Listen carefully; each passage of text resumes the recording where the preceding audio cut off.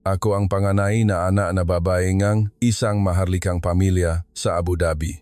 Sa edad na 22, dumating ako sa Pilipinas bilang isang exchange student sa Universidad ng Pilipinas Diliman. Noong panahong iyon, naniniwala ako na ang aking buhay ay itinakda mula nang ipanganak ako. Hindi ako maaring pumili ng pag-ibig, kasal, o kahit na kaibigan ng walang pahintulot ng aking pamilya. Ngunit nung taksibol NG 2025, sa harap NG isang convenience store sa Poblacion, Makati, nang sinubukan ng 3 lasing na dayuhan na tanggalin ang aking hijab, lahat ay nagbago. Habang lahat ay tumalikod, tanging isang Pilipinong lalaki ang pumigil sa kanila, si Carlos Santos, isang kadete mula sa Philippine National Police Academy sa Silang, Cavite. Siya ang aking tagapagligtas at kalaunan, siya ang naging ama ng aking anak. Ang mas nakakagulat ay ang aking magulang na maharlika na sa simula ay mahigpit na sumalungat sa aming relasyon ay sa huli hinawakan ang kamay ni Carlo at umiyak. Ano ba talaga ang nangyari? Ang video na ito ay isang pagsasalaysay ng aming kwento. Paki-like at mag-subscribe para sa swear. Magiwan ng komento sa comment section kung saan kayo nanonood. Ako si Nora Alnayan. Sa edad na 22, noong taglagas ng 2024, lumaki ako sa loob ng isang maharlikang tirahan malapit sa Corniche sa Abu Dhabi. Dumating ako sa Pilipinas bilang isang exchange student sa Departamento ng International Diplomacy sa Universidad ng Pilipinas Diliman. Ito ay isang kalkuladong desisyon para sa imahe ng aming pamilya at para sa international exchange. Pakiramdam ko ito ang aking pagpipilian, ngunit hindi. Mula pagkabata, pinalaki ako na may paniniwala na ang karangalan ng pamilya ang aking buhay at ang mainaasahan ng aking pamilya ay laging nauna kaysa sa aking sariling kagustuhan. Ang ipanganak bilang panganay na anak na babae ngang isang maharlikang pamilya ay tinatawag na biyaya, ngunit para sa akin, ito ay isang mabigat na pasanin sa buong buhay ko. Nang dumating ako sa Ninoy Aquino International Airport, NAIA, sa Maynila, kinabahan ako. Narinig ko na ang Pilipinas ay isang magalang at ligtas na bansa, ngunit hindi ko alam kung paano titignan ng mga tao ang isang babaeng nakasuot ng hijab.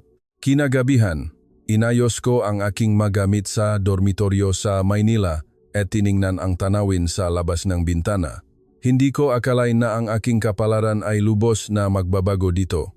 Kinabahan ako para sa aking unang klase. Mababait ang mga estudyante, ngunit marami rin ang nagtatanong, saan ka galing? Bakit ka nagsusuot ng hijab? Halal food lang ba ang kinakain mo? Ang matanong na iyon ay nasa pagitan ng pagiging palakaibigan at pagiging estranghero. At kahit na palagi akong magalang na nagpapaliwanag, malalim sa aking puso ay pagod na ako. Mahirap makahanap ng halal menu sa kantina ng paaralan at walang angkop na lugar para sa pagdarasal. Ang mabilis na takbo ng Maynila, ang medyo malayo na distansya sa pagitan ng matao, maging ang iba't ibang tono ng pananalita lahat ay bago sa akin. Lalong lumungkot ako dahil itinago ko ang aking maharlikang katayuan. Sa Abu Dhabi, ang mataong nakakakilala sa aking pagkakakilanlan ay laging maingat sa akin, ngunit dito, ako ay isa lamang dayuhang exchange student. Minsan, pakiramdam ko ay malaya ako, at minsan, hindi ko mapigilan ang kalungkutan. Gabi-gabi, mag-isa akong naupo sa aking silid at umiyak, iniisip kung bakit kailangan kong ipaliwanag ang napakaraming bagay. Kapag tinawagan ko ang aking pamilya, nagsisinungaling ako na maayos ang lahat. Hindi ko maaring ipakita ang aking kahinaan. Tinuruan ako na ang mamaharlika ay hindi maaring yumuko. 2 buwan ang dahan-dahang lumipas.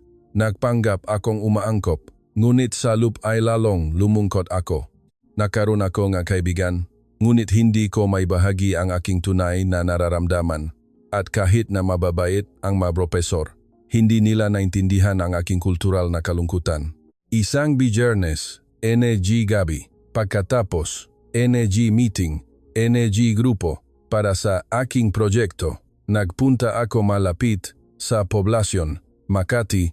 Pagkatapos kumain kasama ang aking makasama sa grupo at magpaalam, naghintay ako ng taxi sa harap ng isang convenience store bandang alas 11 ng gabi. Maraming tao sa kalye noon at kumikislap ang neon light. Dito ko naamoy ang alcohol. Lumingon ako at nakita ang tatlong dayuhang lalaki na ngumingiti sa akin. May masama akong pakiramdam. Lumapit sila. "Hello, where are you from?" Tanong nila sa Ingles. Maikli akong sumagot at tumalikod. Ngunit hindi sila tumigil. "Bakit ganyan ang suot mo?" Kahit sa Pilipinas, ang isa ay itinuro ang aking hijab at tumawa. Hindi ba kakaiba sa mga Pilipinong lalaki? Ang isa pa ay tumawa ng mahina. Umatras ako, "Umalis kayo dito." Sabi ko sa Ingles, ngunit lalo silang lumapit hanggang sa abutan ako ng isa sa balikat. Gusto kong sumigaw ngunit walang boses na lumabas. May mga tao sa paligid ngunit walang sinuman ang nakialam. Sa sandaling iyon, naramdaman ko ang takot.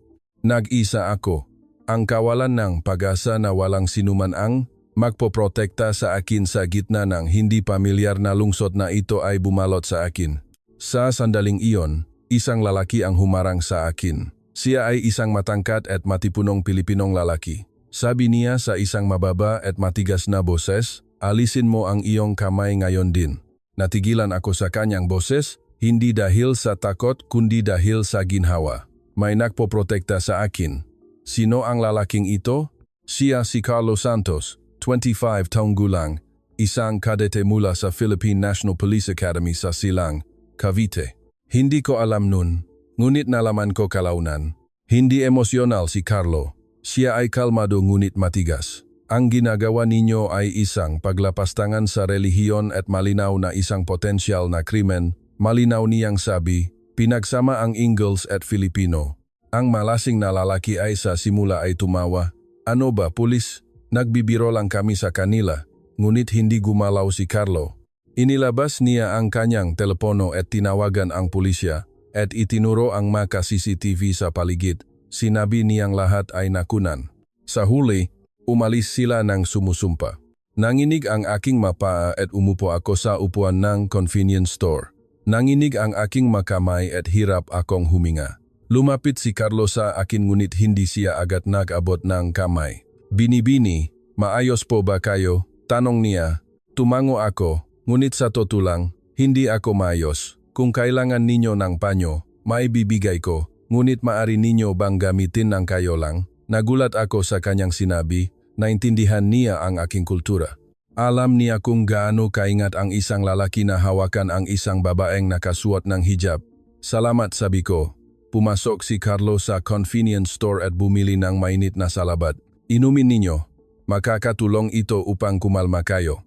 Kinuha ko ang lata at yuminom. Kumalat ang tamis sa aking bibig at gumaan ang pakiramdam ko. "Kung kailangan ninyo ngang proseso ngang pagre-report, sasamahan ko kayo hanggang sa huli," sabi ni Carlo.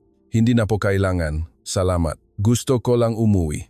Kung nahihirapan kayong umuwi mag-isa, sasamahan ko kayo hanggang makasakay kayo ngang taxi." Talagang nanatili siya sa tabi ko hanggang sa makasakay ako ngang taxi. Bago umandar ang kotse, binaba ko ang bintana at nagtanong, "Ano po ang pangalan ninyo?" "Carlo Santos." "Salamat, Carlo." Umandar ang taxi at tiningnan ko siya mula sa likurang upuan. Nagpaalam siya. Ang paningin ng malakas ngunit hindi bastos, at tapat ngunit hindi mayabang na binatilyong Pilipino ay nanatili sa aking puso. Pagkatapos umuwi sa dormitoryo, hindi ako nakatulog ng matagal. May takot nung gabing iyon, ngunit patuloy kong naalala si Carlos Santos. Ilang araw pagkaraan, nagkaroon ng International Exchange Seminar sa universidad. Ito ay isang sesyon ng edukasyon sa kaligtasan para sa manadayuhang estudyante at obligado akong dumalo.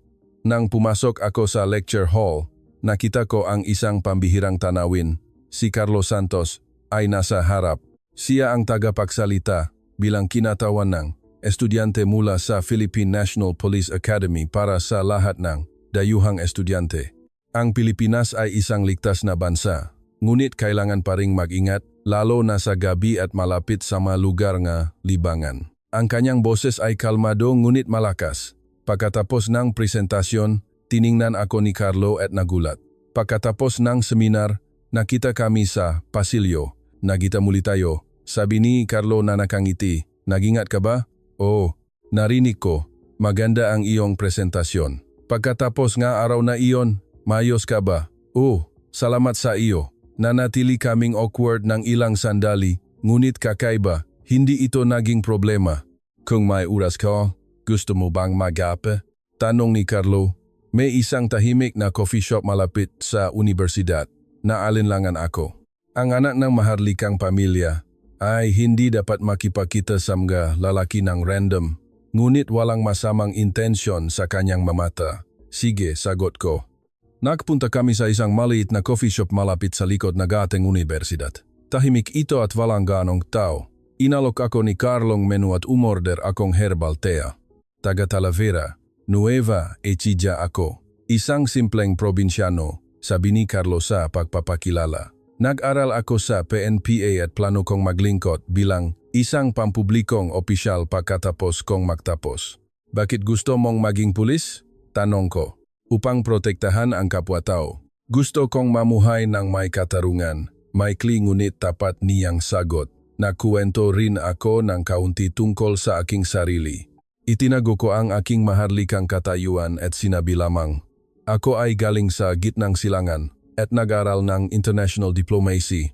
Interesado si Carlo sa aking kultura at magalang na nagtanong, ang hijab ay hindi pilit, kundi isang malinaw na pagpipilian para sa akin. Ito ang aking paraan ng pagtatanggol sa aking paniniwala. Naintindihan ko. Tumango si Carlo. Bawat kultura ay may kahulugan.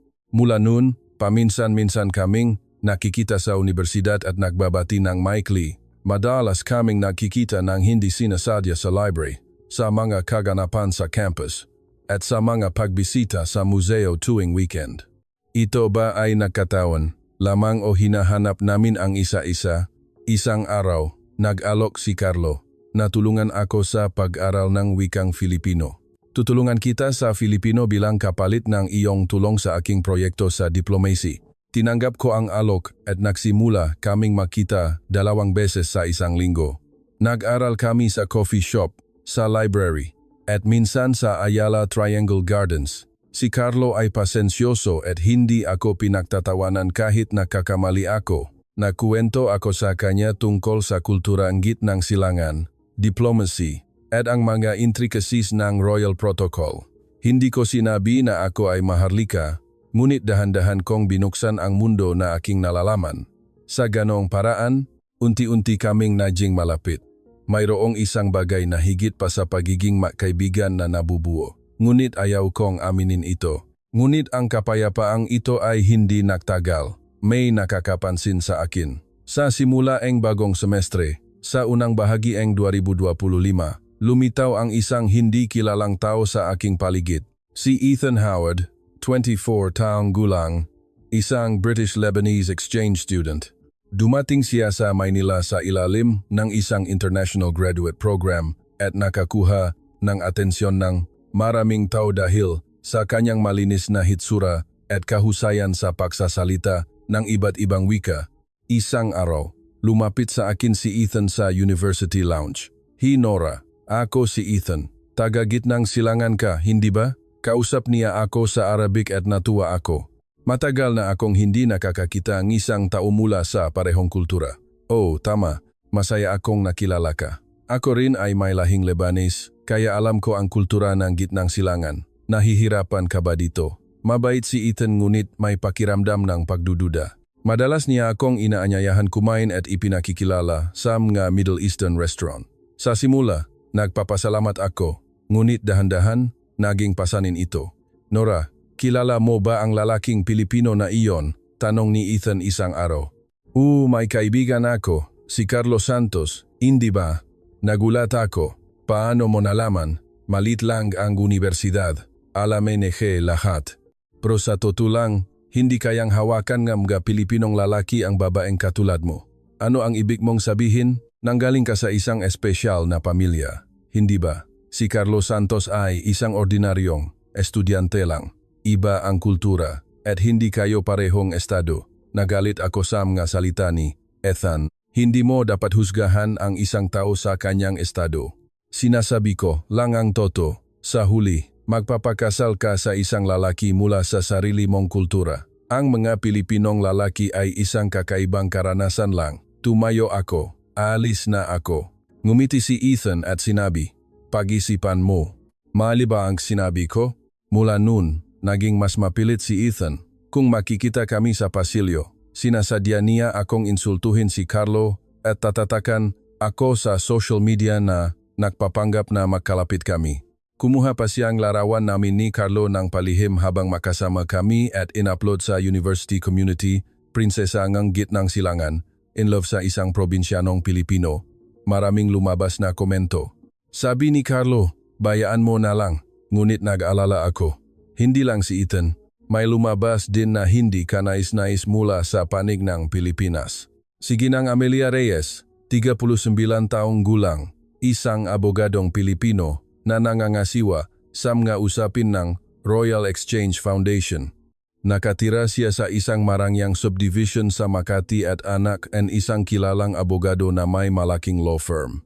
Nakilala niya ako sa pamamagitan ng kanyang trabaho sa mga international event na may kaugnayan sa maharlikang pamilya na Abu Dhabi at isang araw ay nakipag-ugnayan sa akin, "Prinsesa Nora, kamusta ang buhay mo sa Pilipinas?"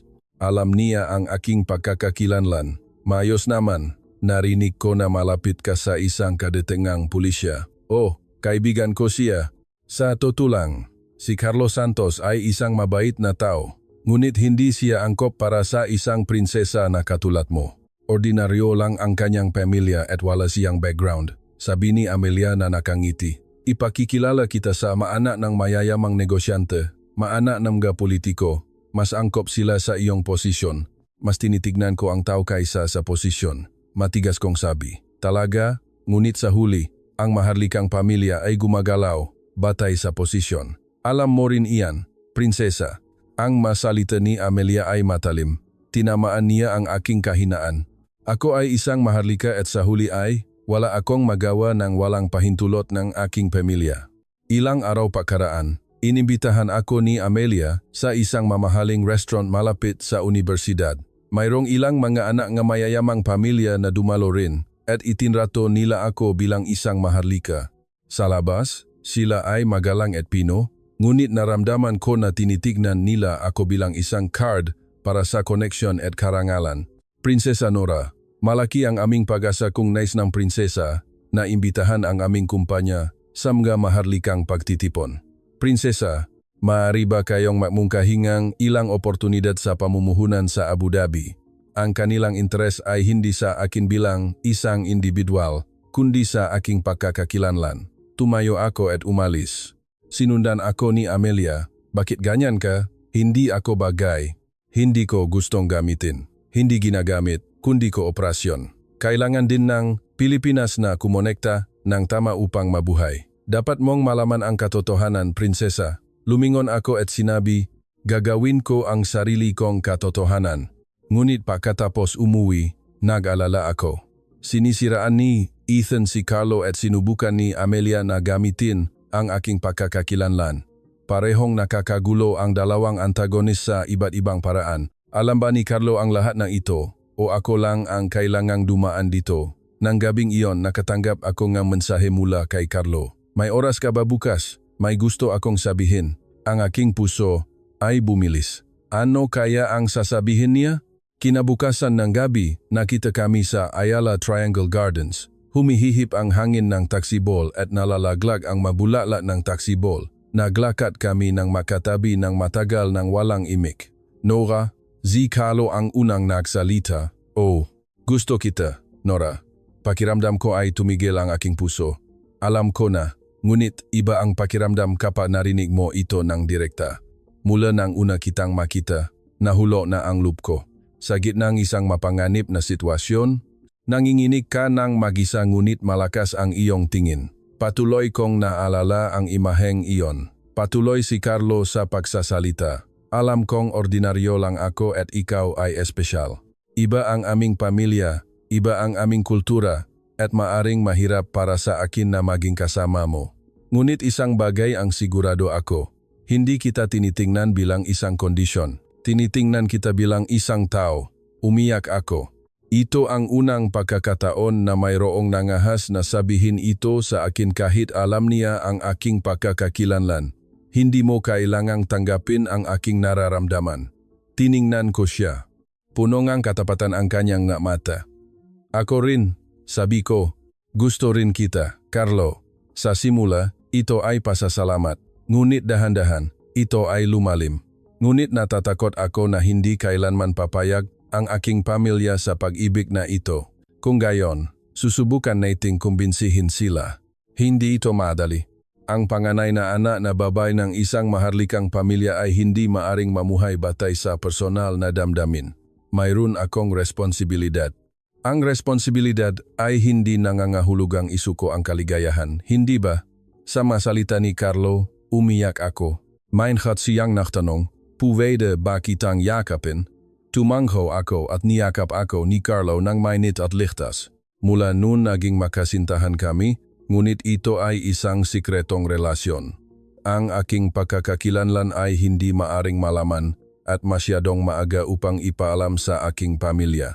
Nakikita lang kami sa mga tahimik na lugar, sa labas ng Ayala Triangle Gardens, sa mga liblib na coffee shop, sa sulok ng mga museo. Palaging iginagalang ni Carlo ang aking kultura. Kapag hinawakan niya ang aking kamay, humihingi muna siya ng pahintulot at hindi kami nagpapakita ng PDA, Public Display of Affection.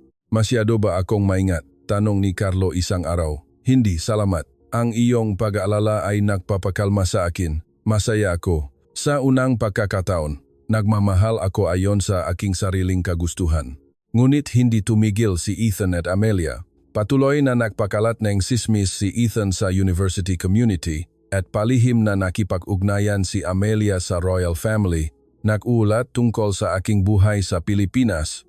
Isang araw, nakatanggap ako ng tawag mula sa Abu Dhabi. Anak Nora, totoo ba na may kasintahan ka sa Pilipinas?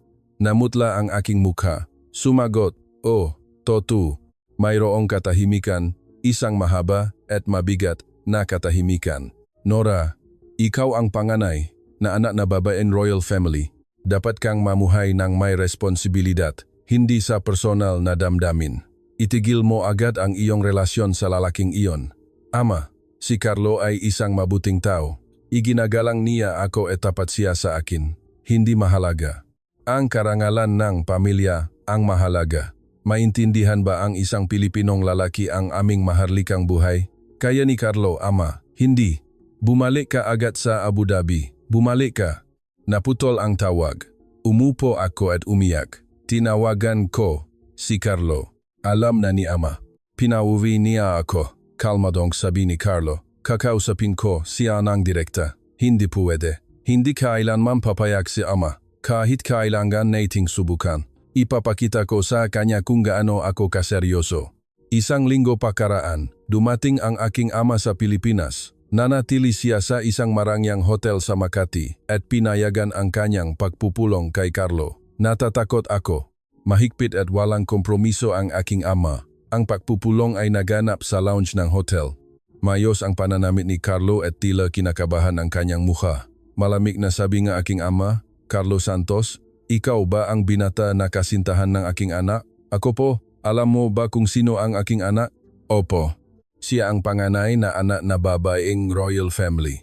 Kahit ganun, naglakas-loob ka pa ring mahalin siya. Hindi yumuko si Carlo. Hindi dahil sa katapangan kundi dahil sa tunay na pag-ibig. Nanlaki ang mahamata na aking ama. Pag-ibig. Alam mo ba ang maharlikang buhay?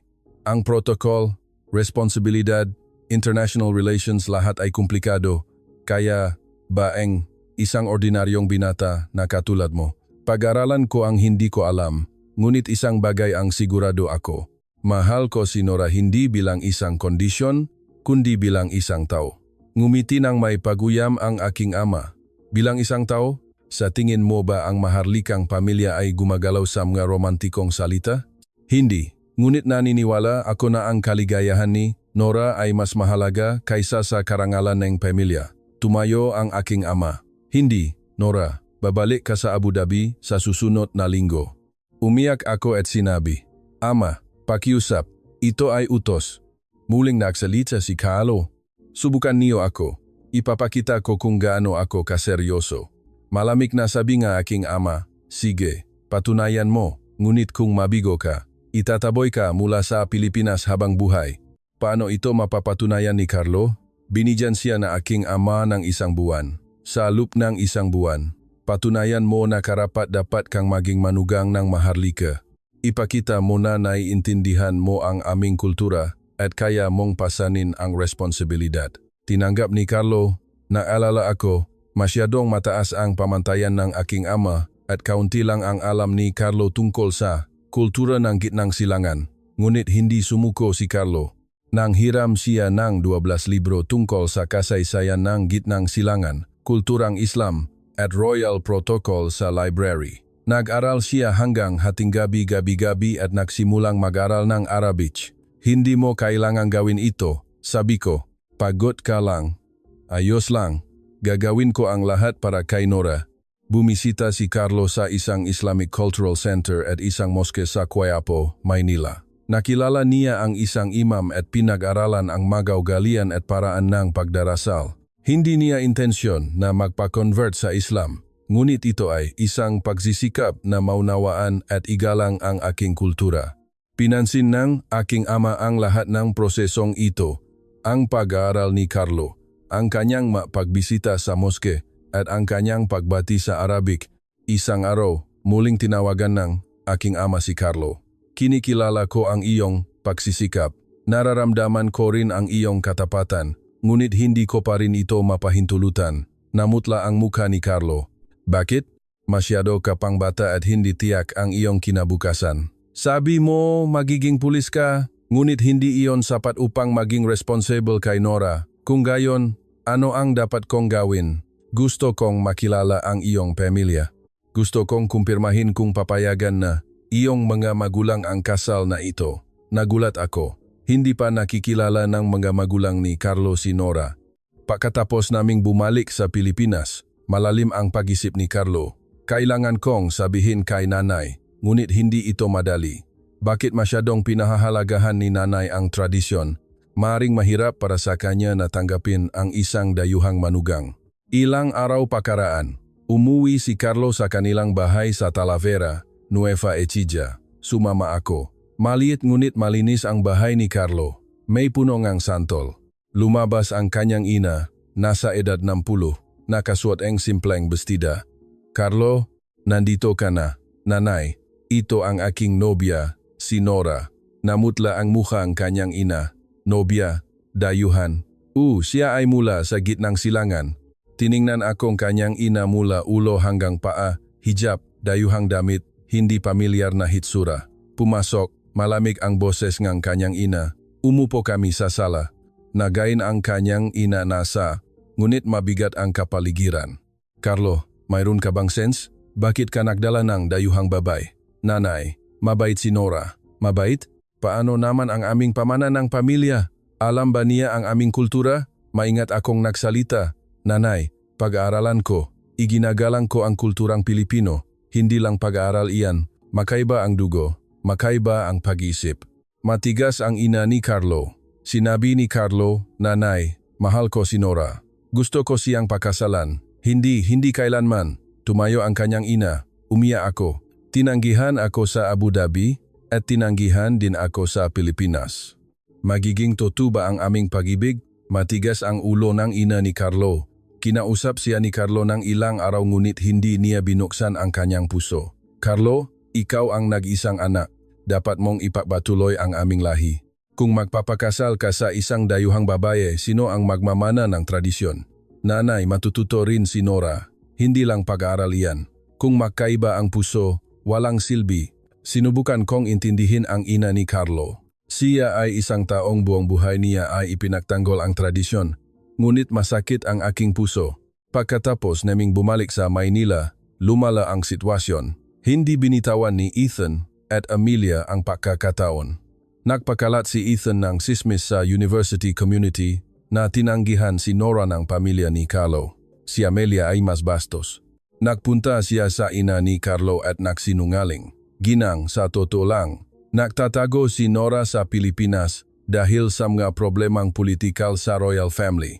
Kung tatanggapin mo siya, masisira ang buhay ni Carlo. Naniwala ang kanyang ina at lalo siyang naging matigas. Tinawagan niya si Carlo. Carlo, itigil mo agad ang relasyon mo sa kanya. May problema ang babaeng iyan.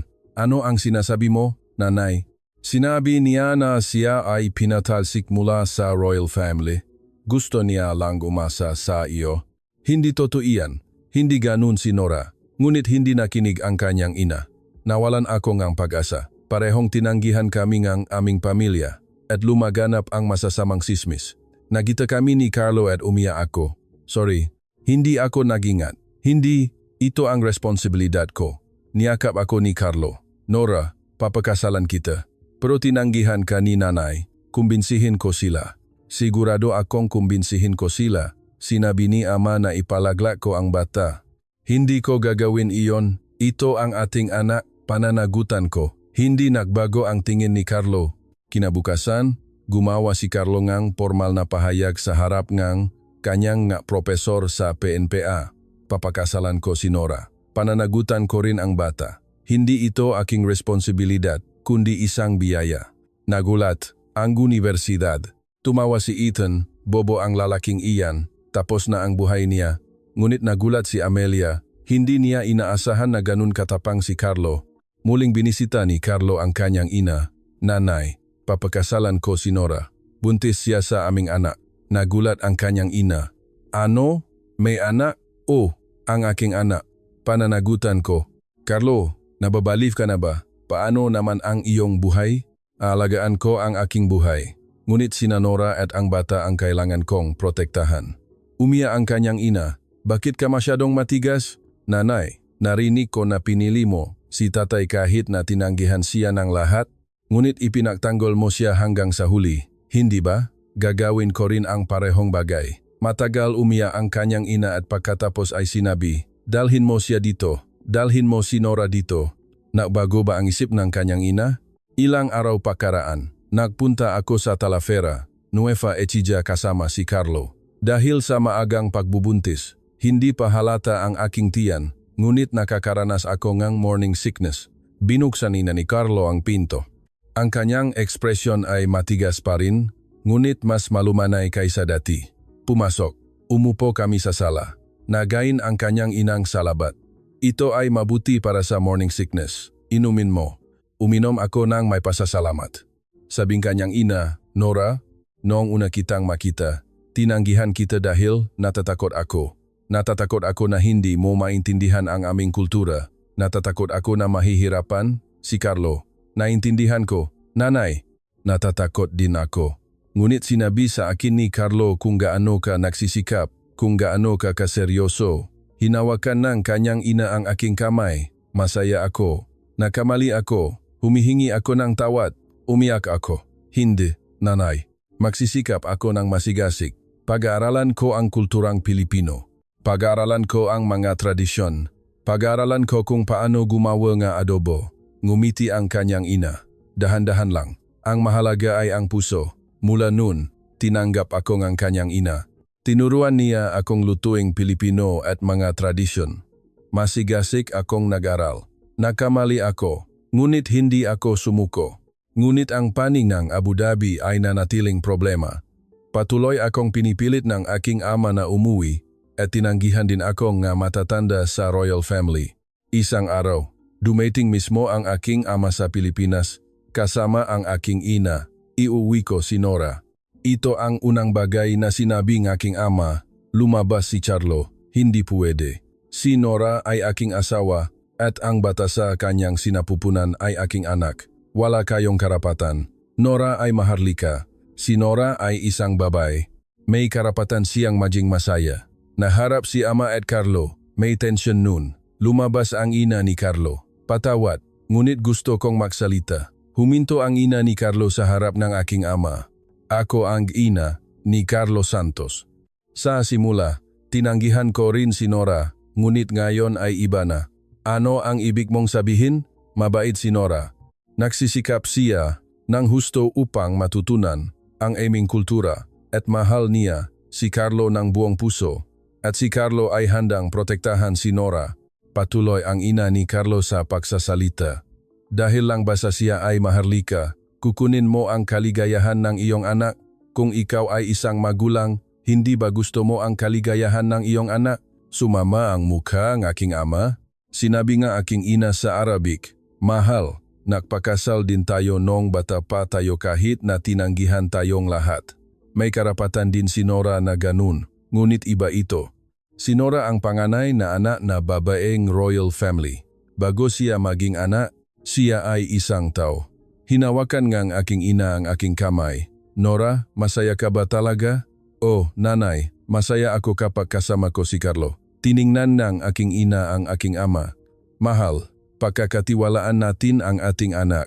Matagal na nanahimik ang aking ama at pagkatapos ay tiningnan niya si Carlo. "Carlo, kaya mo bang protektahan ang aking anak sa buong buhay niya? Ibibigay ko ang aking buhay upang protektahan siya. Paano mo palalakihin ang bata?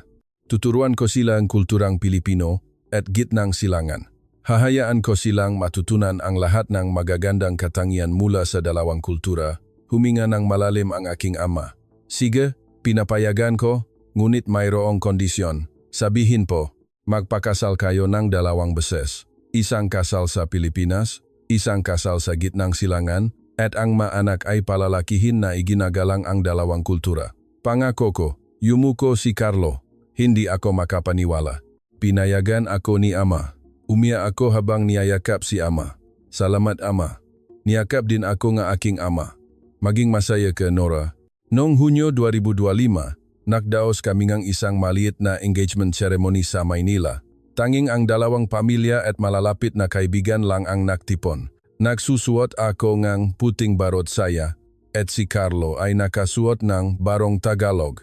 Hindi inimbitahan si Ethan at Amelia. Nabunyag ang kanilang plano at pinatalsik sila sa universidad. Sa engagement ceremony, sinabi ni Carlo, "Nora, mamahalin at poprotektahan kita sa buong buhay ko." Sumagot ako, "Ako rin. Laging nasa tabi mo ako sa buong buhay ko. Paano magaganap ang aming buhay may asawa?" Pagkatapos ng engagement, itinuon ko ang aking atensyon sa pag-aalaga sa aking pagbubuntis. Sinabi nga doktor na malusog ako, ngunit kailangan kong mag-ingat. Araw-araw, inaalagaan ako ni Carlo. Kapag maluba ang aking morning sickness, hinihimas niya ang aking likod at nagmamadaling bumili ng pagkain na gusto kong kainin sa madaling araw. "Masyado kang napapagod," sabi ko. "Hindi ako napapagod. Masaya ako."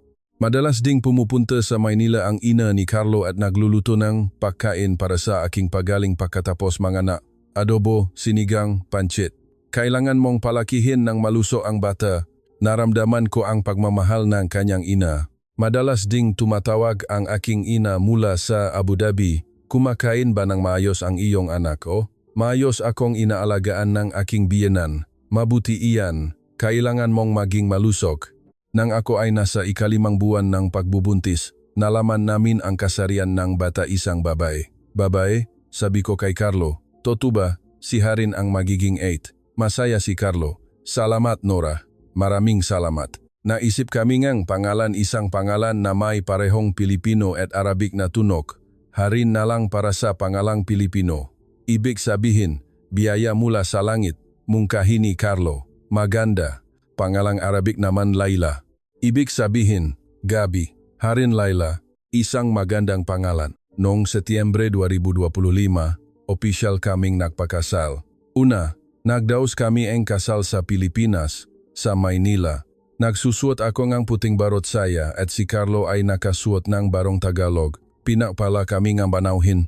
Bagay na bagay, isang magandang pares. Sa seremonya ng merisik, traditional asking hand in marriage, na nagpapakita ng paggalang, buong puso akong yumuko sa mga magulang ni Carlo. Nagkamali ako at kinabahan, ngunit ginawa ko ito ng buong puso. Hinawakan ng kanyang ina ang aking kamay. "Ngayon, ikaw na ang aming tunay na anak." Sumunod na buwan, nagdaos kami ng kasal sa gitnang silangan sa Abu Dhabi. Isang marangyang palasyo, daan-daang bisita, tradisyonal na musika. Nagsusuot ako ng ginintuang gown at si Carlo ay nakasuot ng tradisyonal na damit Arabic. Hinawakan ng aking ama ang kamay ni Carlo.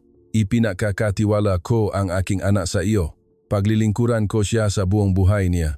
Pagkatapos aming kasal, bumalik kami sa Maynila. Nakakuha kami ng isang maliit na apartment at sinimulan ang aming buhay mag-asawa. Nagtapos si Carlo sa PNPA at naging KDTN opisyal ng pulisya. Itinuan ko ang aking atensyon sa paghahanda sa panganganak. Nasa 8 buwan ako ang pagbubuntis. Malaki ang aking tiyan at mabigat ang aking katawan. Hinihimas ni Carlo ang aking mga paa, inilalagay ang kanyang kamay sa aking tiyan at kinakausap ang bata. Harin, si tatay ito. Gusto ka ni tatay makita? Noong Disyembre 2025, papalapit na ang takdang petsa ng panganganak. Nag-alala ako, natatakot ako sa sakit. Nandito ako sa tabi mo. Ayos lang. Sa madaling araw Disyembre 20, nagsimula ang aking panganganak. Nagmadali kami sa ospital at pumasok sa delivery room. Masakit, ngunit hinawakan ni Carlo ang aking kamay. Kaya mo, Nora? Konti na lang. Ilang oras pakaraan, narinig ang iyak ng sanggol. Congratulations! Isang malusok na babaeng sanggol. Inilagay ng nurse ang sanggol sa aking dibdib. Isang maliit at mainit na nilalang. Harin, anak namin. Umiyak ako. Umiyak din si Carlo. Salamat Nora. Maraming salamat. Maganda si Harin. Namana niya ang aking mata at ang ilong ni Carlo. Masaya ang dalawang pamilya. Dumating ang ina ni Carlo sa Maynila at tinulungan kami sa pag-alaga pagkatapos manganak. Nagluto siya ng masustansyang pagkain at inalagaan si Harin. Mahal na mahal ka ni Lola, sabi ngang kanyang ina habang niyayakap si Harin. Dumating din ang aking magulang mula sa Abu Dhabi. Niyakap ngang aking ama si Harin. Sa simula, awkward siya. Ngunit sa huli ay ngumiti siya ng masaya. Ang aking apo, napakaganda niya. Kinain ng aking ina ang adobo. Ito pala ang pagkain para sa pagaling pagkatapos manganak. Masarap. Isang gabi, makasama lang si ama at Carlo. Pinanood ko sila mula sa malayo. Carlo, sa simula, hindi kita tinanggap. Humihingi akong tawad, sabi nga aking ama, hindi, naiintindihan ko. Ngunit ngayon alam ko na ikaw ay isang tunay na lalaki. Isang responsibleng lalaki at marunong magmahal. Hinawakan ng aking ama ang kamay ni Carlo. Salamat sa pagpapasaya sa aking anak. Ako po ang dapat magpasalamat sa pagpapahintulot sa akin na makasama si Nora. Nagyakapan sila. Umiyak ako habang pinanood ang eksena luhang ng kaligayahan. Paano magiging ang aming buhay sa hinaharap? Nang si Harin ay 100 araw, nagtipon ang dalawang pamilya para sa isang pagtitipon. Nahanda kami ng mga tradisyonal na kakanin ng Pilipinas at pagkain mula sa gitnang silangan. Nahalo ang dalawang kultura, masayang sabi ng aking ama. Pumili si Harin ngang isang libro mula sa maga, bagay sa mesa. Matalino ang bata, ngumiti ang ina ni Carlo. Pinagsama ko ang pag-alaga ng bata at pag-aral. Nagpatuloy ako sa postgraduate studies sa UP at nag-aral ng International Relations. Mahirap, ngunit nagtagumpay ako sa tulong ni Carlo at NG aking ina. Nagsimulang magtrabaho si Carlo bilang isang opisyal ng pulisya. Abot-abot ang kanyang iskedul, ngunit kapag umuwi siya, palagi niyang niyayakap si Harin. Nandito na si tatay, tumakbo si Harin habang nakangiti. Isang araw, nakatanggap ako ng espesyal na alok. Gusto ng Royal Family ng Abu Dhabi na hawakan ko ang posisyon ng Cultural Exchange Ambassador sa Pilipinas. Nora, naintindihan mo ang dalawang kultura, kaya ikaw ang pinakaangkop, sabi nga aking ama. Isang karangalan, ama. Nagplano at nagpatupad ako ngang cultural exchange event sa pagitan ng Pilipinas at gitnang silangan. Nagdaos kami ngang isang film festival sa Pilipinas at isang Filipino food festival sa Abu Dhabi. Napakainit ng pagtanggap. Naramdaman namin ang kagandahan ng dalawang kultura. Sana mas marami pang ganitong kaganapan. Nagpakita rin ng interes ang media. Royal daughter-in-law na may lahing Pilipino tulay ng cultural exchange. Dalawang kultura, pinag-isang pag-ibig. Bumaha ang mga artikulo. Narinig din namin ang balita tungkol kay Ethan at Amelia. Pinatalsik si Ethan sa universidad at bumalik sa UK. Si Amelia ay tinanggal sa foundation dahil sa illegal na pagpapakalat ng impormasyon. Gantimpala sa kanilang ginawa, sabi ni Carlo. Ngunit patatawarin ko rin sila dahil masaya tayo. Nang si Harin ay 3 taong gulang, nakaroon siyang kapatid na lalaki. Lalaki? Sabi ko kay Carlo. Totoo ba? Si Harin ang magiging 8. Masaya si Carlo. Pinangalanan namin ang pangalawang anak na si Jihan Omar, na nangangahulugang matalino at masagana. Iba si Jihan kay Harin. Siya ay aktibo. Hindi pa 1 taon ay gumagapang na siya at ginagalugat ang bahay. Ang batang ito ay malikot, ngumiti si Carlo. Isang araw, dinala ni Carlo ang balita tungkol sa kanyang promosyon. Na-promote ako bilang kapitan ng pulisya. Congratulations! Niyakap ko si Carlo. Dahil sa iyo, dahil binigyan mo ako na lakas, na kaya kong magsikap ng husto. Ginawa natin ito ng magkasama. Sa bagong taon 2026, naktipon ang buong pamilya para kumain. Ang magulang ni Carlo, ang aking magulang, si Harin, si Jihan. Masaya ba kayo? Tanong ng aking ina. Napakasaya namin. Sagot ko, tinaas ng aking ama ang kanyang baso. Pagpapala para sa kinabukasan nina Nora at Carlo. Cheers! Sigaong lahat. Paano magpapatuloy ang aming kwento? Ilang taon ang lumipas. Si Harin ay 7 taong gulang at si Jihan ay 4 na taong gulang. Parehong matatas ang dalawang bata sa Filipino at Arabic. Mama, na-present ako tungkol sa kultura ng gitnang silangan sa klase ngayon. Sabi ni Harin na ipinamamalaki. Paano mo ginawa? Ipinaliwanag ko ang tungkol sa hijab at mga moske. Nagulat ang aking mga kaibigan. Ang aking matalinong anak. Si Jihan naman ay nag-aral ng taekwondo. Ang kanyang cute na roundhouse kick habang nakasuot ng itim na dobok. Tatay, gusto kong maging master ng taekwondo. Kung gayon, kailangan mong magsanay ng masigasig, paghihikayat ni Carlo kay Jihan. Natapos ko ang aking PhD sa graduate school. Ang paksangang thesis ay ang kasaysayan ng cultural exchange sa pagitan ng Gitnang Silangan at Timog Silangang Asya. Congratulations, Doctor. Inabot ni Carlo ang mga bulaklak. Salamat sa iyong suporta. Na-promote si Carlo bilang Major ng Pulisya at nagtatrabaho sa Departamento NG International Police Cooperation. Siya ay responsable sa Police Cooperation sa Pagitan NG Pilipinas at Gitnang Silangan. Bagay na bagay talaga tayo, hindi ba? Sabi ko. Oo naman, ito ang ating kapalaran. Isang araw, nakatanggap kami na espesyal na imbitasyon. Inimbitahan kami ng Royal Family ng Abu Dhabi sa isang malaking cultural event. Inimbitahan nila ang buong pamilya. Sabi ko, maganda, dapat matuto pa ang mga bata tungkol sa kultura ng kanilang ina. Nang dumating kami sa Abu Dhabi, napakagandang palasyo. Nagulat sina Harin at Jihan. Wow, bahay ba ito ni Ato? Tanong ni Harin. Oh, dito nakatira sina Ato at Lola. Masaya silang tinanggap ang mabata.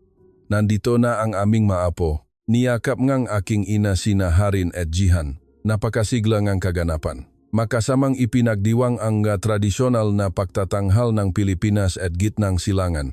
Umakyat ako sa entablado at nagbigay ng pambungat na pananalita. Ako ang tulay sa pagitan ng dalawang kultura. Natuto ako ngang pag-ibig sa Pilipinas at natuto ako ngang aking pinagmulan sa Gitnang Silangan. Parehong mahalaga sa akin ang dalawang kultura. Nagpalakpakan ang mga tao. Pagkatapos ngang kaganapan, tinawagan ako ngang aking ama. Nora, ipinagmamalaki kita. Salamat, Ama. Sa simula, tinanggihan kita. Ngunit ngayon alam ko na si Carlo ang pinakamahusay na pagpipilian. Tiningnan ng aking ama si Carlo. Manugang, salamat sa pagpapasaya sa aking anak. Ako po ang dapat magpasalamat. Naglakad kami sa parke sa gabi. Makahawa ang kamay namin ni Carlo at naglalaro sina Harin at Jihan sa harap. Nora, hindi ka ba nagsisisi? Tanong ni Carlo. Hinding-hindi. Ang pagpapakasal sa iyo ang pinakamagandang desisyon sa buhay ko. Ako rin. Nahalikan kami sa ilalim ng kalangitan na puno ng bituin. Ano ang huling kabanata ang aming kwento? Pagkatapos naming bumalik sa Pilipinas, nagsimula ako ang isang bagong proyekto, isang education foundation para sa mga multicultural na bata. Gusto kong tulungan ang mga batang may dalawang kultura na lumaki ng may pagmamalaki. Sabi ko kay Carlo, magandang ideya, tutulungan kita. Ang pangalan ng foundation ay Tulay ng Dalawang Mundo. Nagtuturo kami ng Filipino at iba pang wika at nagpapatupad na mga cultural exchange program. Napakainit ng pagtanggap. Nagpasalamat ang mga magulang ng mga multikultural na pamilya. Natakpuan ng aking anak ang kanyang pagkakakilanlan. Ipinagmamalaki niya ang dalawang kultura. Nagbigay din ako ng mga lecture. Nakuwento ako tungkol sa cultural diversity sa mga universidad, kumpanya at ahensya ng gobyerno. Ang pag-ibig ay lumalampas sa mga hangganan. Ang mahalaga ay ang paggalang at pagunawa sa isa-isa. Napalakpakan ang manonood. Isang araw, nakatanggap akong tawag mula sa isang matandang kaibigan. Isang kaibigan na nakasama ko sa UP. Nora, narinig ko. Napakagaling ng iyong kwento. Salamat. Mayos ka ba? Ngunit, may gusto akong itanong. Paano ka nakayanan nung tinanggihan ka sa simula? Nag-isip ako ng sandali. Dahil mahal namin ang isa't isa at ayaw kong sumuko. Naniniwala ako na karapat-dapat ako sa kaligayahan. Galing. Susubukan ko rin maging matapang. Pumasok na si Harin sa elementarya. Siya ay matalino at aktibo. Isang araw, tinawagan siyang guro. Si Harin ay isang mahusay na pinuno sa klase. Tinutulungan niya ang kanyang mga kaibigan at nagtuturo tungkol sa paggalang sa pagkakaiba-iba. Salamat. Sinusubukan din naming turuan siya sa bahay. Si Jihan ang pinakapopular sa kindergarten. Magaling siyang makipaglaro sa kanyang mga kaibigan at masaya siyang nakangiti. Si Jihan ay isang masayahing bata, sabi ngang guro. Na-promote si Carlo bilang koronel ng pulisya. Siya ay naging senior officer sa Philippine National Police. Napakasaya ko para sa iyo, sabi ko. Dahil sa iyo, Nora, pinapalawak mo ang aking mundo. Isang weekend, dumating ang ina ni Carlo. Sabi niya na dadalhin niya sina Harin at Jihan sa Talavera, Nueva Ecija. Tara, pumunta tayo sa bahay ni Lola. Nahanda si Lola ang bibingka. Masaya ang mabata. Nang dumating kami sa bahay sa probinsya, maingat na nahanda ng pagkain ang kanyang ina. Bibingka, puto, adobo. Masarap, Lola. Sabi ni Harin. Kumain pa kayo ng marami. Masayang sabi ng kanyang ina. Sa gabi, nag-usap kami kasama ang aking ina. Nora, salamat. Bakit nanay? Dahil pinasaya mo si Carlo at naging bahagi ka ang aming pamilya. Ako po ang dapat magpasalamat sa pagtanggap sa akin. Hinawakan ng kanyang ina ang aking kamay. Sa simula, hindi ka kilala sa akin, ngunit ngayon, ikaw ay tulad ng tunay kong anak. Ang aming tunay na anak. Umiyak ako. Umiyak din ang kanyang ina. Sa daan pabalik sa Maynila, nagtanong si Carlo, masaya ka ba? Napakasaya ko. Kaya ko pa bang maging mas masaya kaysa dito? Magiging mas masaya tayo sa hinaharap. Ano ang magiging huling sandali? Ngayon ay Enero 2026. Mahigit 2 taon na ang lumipas mula nang dumating ako sa Pilipinas. Maraming nangyari. Pagtanggi, alitan, luha, at sa huli, tagumpay. Ngayong umaga, sama-sama ang pamilya na nag-aalmusal. Nagluto si Carlong nilagang itlog. Nagluto akong tinapay mula sa gitnang silangan. Naglagay si Haring ng prutas. Masarap, Mama, Papa. Ngumiti si Jihan. Pagkatapos kumain, sinabi ni Carlo, Nora, ngayon ay espesyal na araw. Anong araw? Eksaktong 2 taon mula nang una tayong makita sa harap kang convenience store sa Poblacion, Makati. Nagulat ako. 2 taon na ang lumipas. Naalala ko iyon.